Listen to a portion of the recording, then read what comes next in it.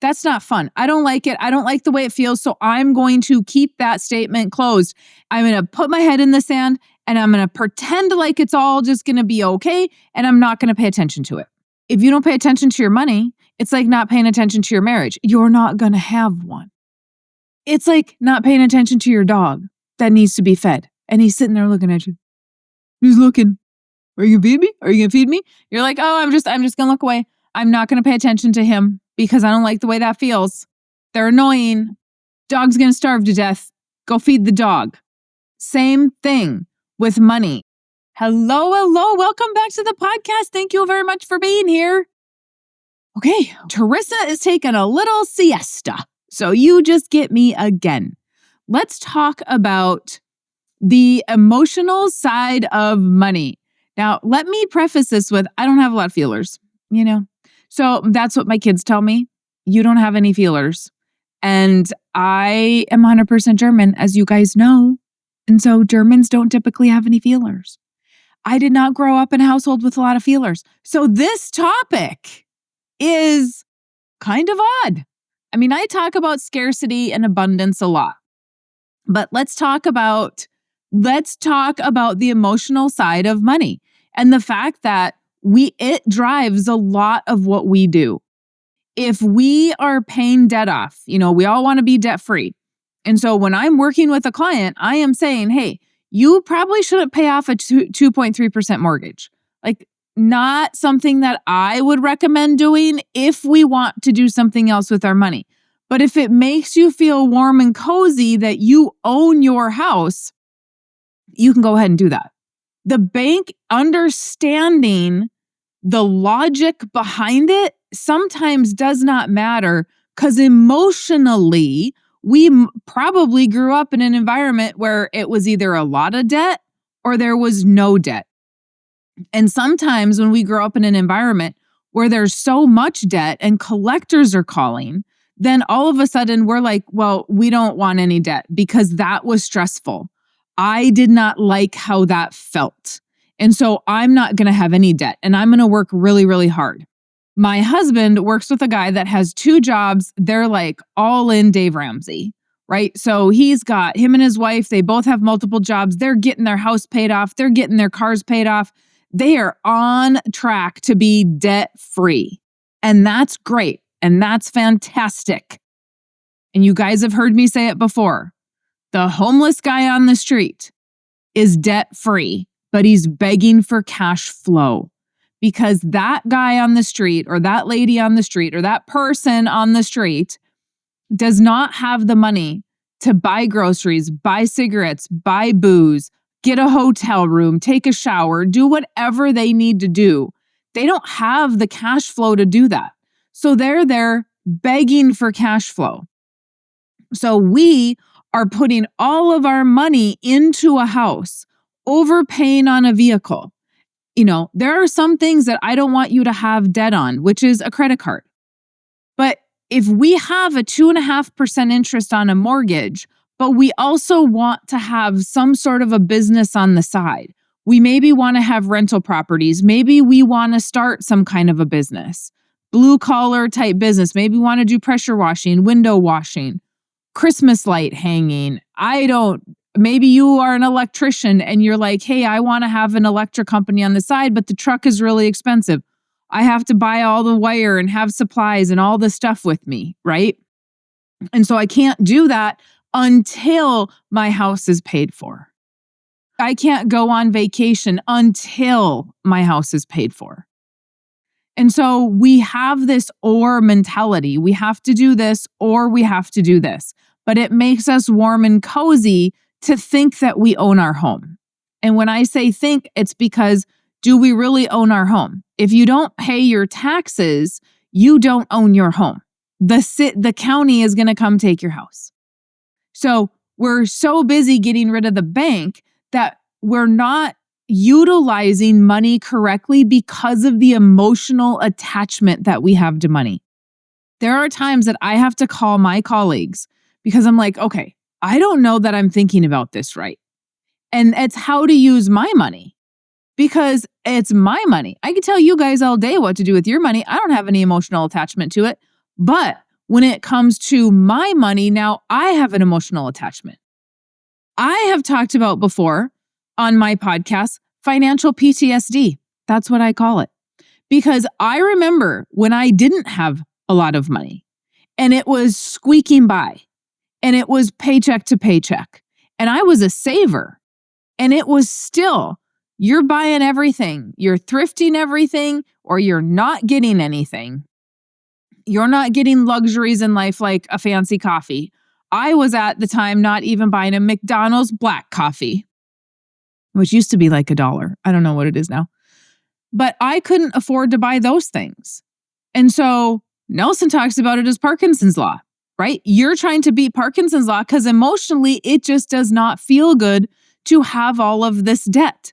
But at the same time, so I'm trying to pay, like we're trying to get the house paid down and we're trying to get cars paid down and we're trying to get all this stuff paid down.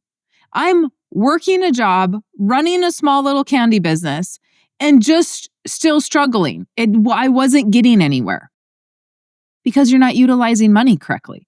When you understand how to utilize money correctly, it changes the game. But we have to decide how we're going to move that emotionally. So the financial PTSD comes in when I open my bank account still today and I'm like, oh my God, how much is in there? I always have plenty of money in there. Always. More than I think. Doesn't matter. The emotions are still tied to those dollars. And so the hardest thing for the infinite banking concept for a lot of people is the cash buyers. The people that are good savers, the people that are overpaying on their house, the people that have the fact that interest is bad, I want to own it. The hardest part of this is for those people. And when I run into cash buyers, I immediately make a note of that because we have a mindset to change because we're in this mindset of I need to save for retirement. I need to have everything paid off and then I'll be okay. Will you be okay? Let's say the house payment's gone. And then let's say the car payments are gone and everything's gone. And all you have are taxes and insurance and groceries, utilities. Are you still okay? What are you doing with that extra money? Everything's paid off. You're a good saver. So what are you doing with that extra money? You're putting it in a savings account. And then you look at that savings account and you're like, well, that's not going to be enough. It's never enough. It's never enough. It's never enough. I'm going to need more money to retire. So we scringe by today because I have people in my life that are like this. They have tons of money in investments, but they're barely getting by today. And they're constantly talking about how expensive everything is and how expensive groceries are. And they have a budget and they're putting all of this money away into savings accounts or investments so that they can retire and they've segregated their money. And guess what? At retirement, they're going to hope they have cash flow. Hope they have enough cash flow, that the market did not go down. So even though you're warm and cozy because we've paid off all the debt, now we have the emotional ups and downs of the market.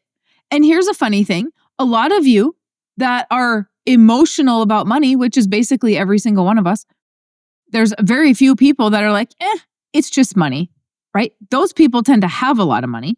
But those of you that are putting money into your IRAs and your 401ks, you don't even open your statements.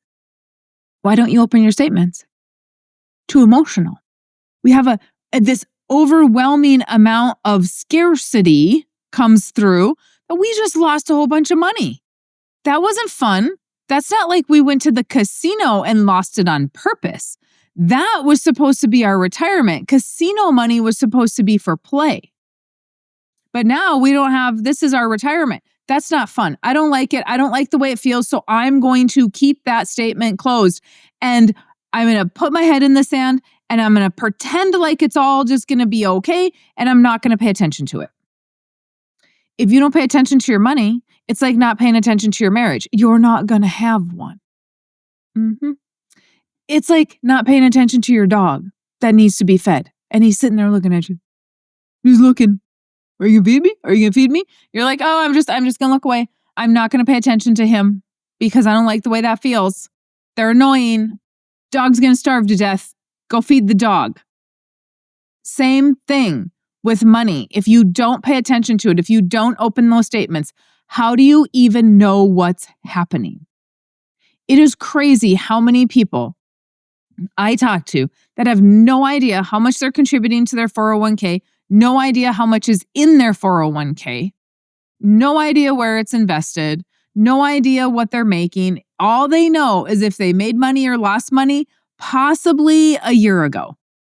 They are not opening stuff on a monthly basis to see, which is great for the broker and the financial advisor because you are not constantly hounding them to get a better rate of return or ask them what they're doing. But that's not good for you because you need to understand what's happening with your money. And we have to get past that feeling and still log into our bank account. I still have to get past the financial PTSD and log into my bank account to see how much money I had. But we are so emotionally, we have such a scarcity mindset around money. And a lot of that comes from these gurus that are telling us we have to pay off debt. We need to pay off debt. We should not have any loans.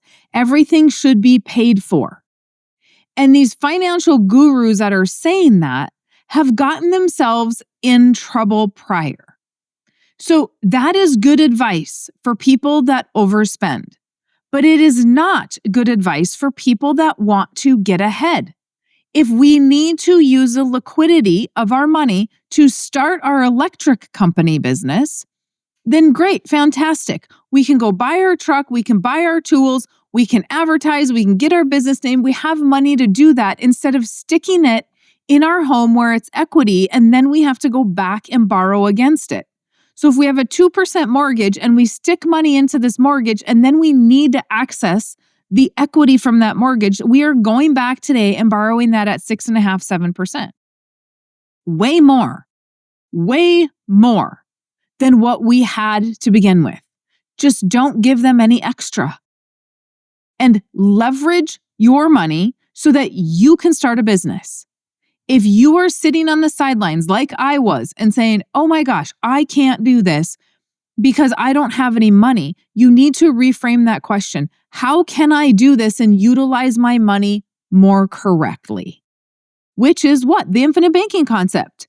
Because it's an and asset. We get to use our money and we get to have it for retirement, right? It stays in our account, earning uninterrupted compound interest. So we can do all of those things, which has allowed me, as soon as I started the infinite banking concept, that's allowed me to have real estate, to buy farm ground, to start other businesses, to lend people money. It's allowed me to do a whole bunch of things I've been thinking about forever and couldn't figure out how to do it. So I was talking to people that had commercial real estate. And I'm like, how do you do that? You're buying it, blah, blah, blah. They never gave me the money mindset piece of it. If we are not controlling our mindset around finances and we sit in that scarcity world and we get all emotional about it, we're not going to get anywhere. I have clients that will literally hyperventilate in my office. I'm like, do you need a bag? Like, take some deep breaths. It's not that scary. If that is the energy you are attaching to money, how are you going to attract more money? That's a little woo-woo. I get it. But answer that for me.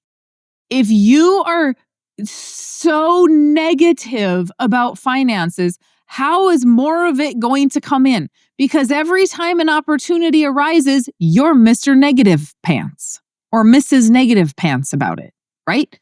You are not allowing that opportunity because the scarcity is stopping you from even seeing the opportunity. I don't understand how people don't see opportunity. I see it everywhere I go. It's almost to the point where it's annoying. I'm like, oh, that's an opportunity. Oh my God, I talked to a guy yesterday. He's doing some land stuff. I'm like, oh my gosh, this is awesome. You need a book, you need a website, you need a group, you need investors, you need, I was like, I am light years ahead. And the dude is like, I got 3 or 4 people I'm helping. I can see the big picture. I don't see any of the work to get there because I'm so excited about the big picture. I just figure it out as I go. The scarcity of what happens in between there does not even affect me. But that is why I've gotten to where I've gotten a little bit. Is because the emotion behind it is excitement, not, oh my God, we're not going to be able to do this. Oh my gosh, it's going to be so hard. Oh, no. That's how you're thinking about money because that's how we've been programmed to think about money. Put your money in a savings account. Maybe you should put it in a CD. Okay. Why are we putting it there and then we want to go do these other things to create cash flow? It is a real thing. Scarcity mindset, abundance mindset is a real thing.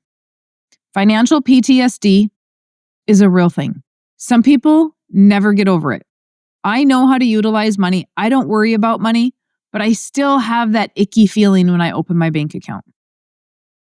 And we're talking like a decade later, over a decade, that I haven't had to worry about it. And still, it's there. Which I don't mind 100% because it keeps me grounded. But at the same time, it'd be nice to just be like, oh, it's fantastic. And it is fantastic. But you have to figure out the mindset behind it because how are you going to get ahead if we continue to have a scarcity mindset? If we continue to say, oh my gosh, we cannot go on vacation. We can't do anything because we don't have any money. And I see people say that. And I'm going to end on this note. I see people, even in my life, they will talk about how much money they don't have, how many bills they have, how hard it is. Oh, it's so hard. And then they go to the casino. Then they go out for some drinks. Y'all, I have had a couple of drinks out lately.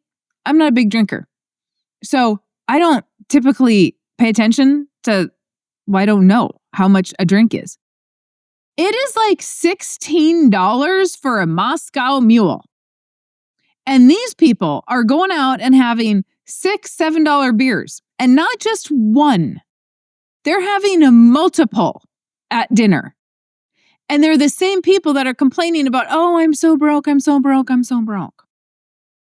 The scarcity mindset right there is, oh, I'm so broke that I'm just going to go spend it. It doesn't matter.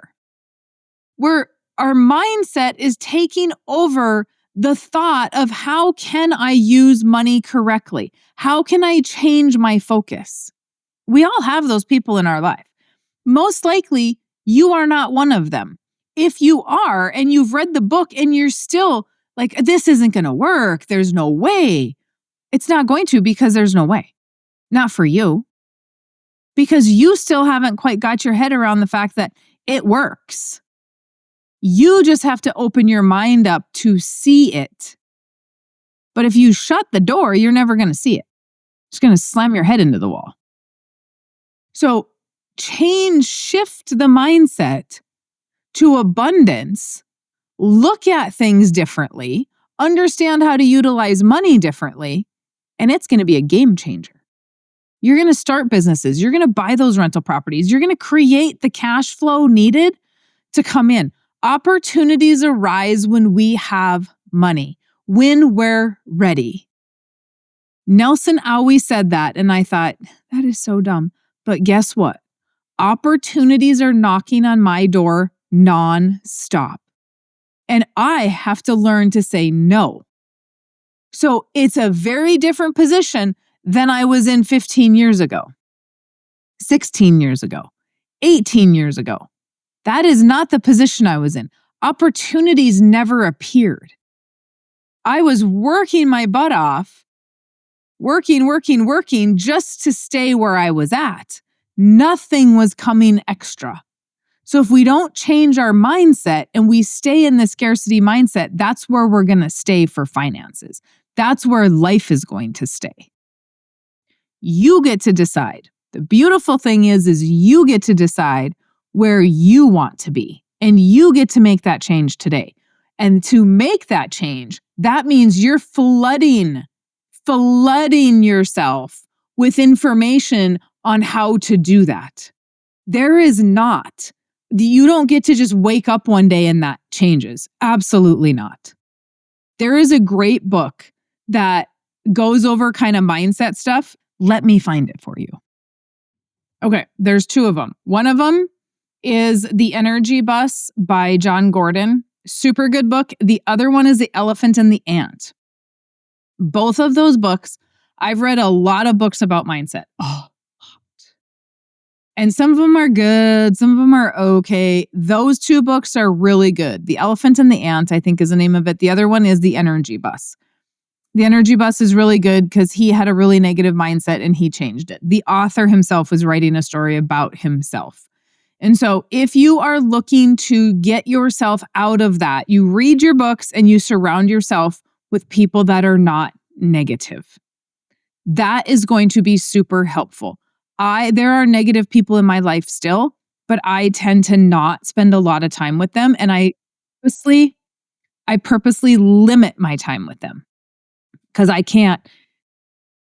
It's overwhelming that nothing is going good in their life. It's like, how can it be so bad? Oh my gosh, it's just Debbie Downers everywhere. You go in and, you go into the room and you're like, woohoo, this is going to be fun. I'm going to get to see all these people. And by the time you're like, oh my God, can we go? Can we go now? Because I don't have anything to say. I'm out. It's hurting my brain. How can life be so difficult? So those are the steps you need to take. And then when you start reading stuff like Life Without the Bank and Becoming Your Own Banker, it all's like, oh, well, yeah, duh. Those are the answers I was looking for.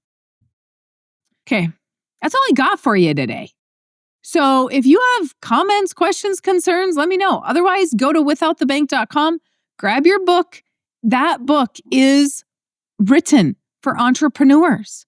And so if you are trying to figure out, how am I going to start my business? Where's this money going to come from? How is this all going to work? Hey, grab the book and then schedule your appointment with myself or Teresa or John, and we are happy to help you. So let me know if you have anything, maryjo@withoutthebank.com. Otherwise, have a fantastic rest of your day.